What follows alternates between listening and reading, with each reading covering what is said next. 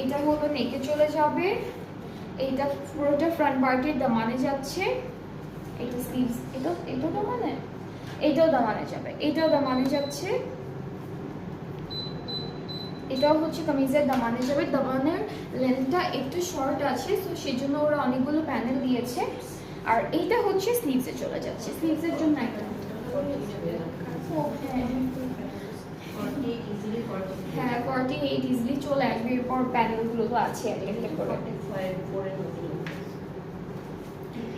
এটা কি আপু কটন নেট?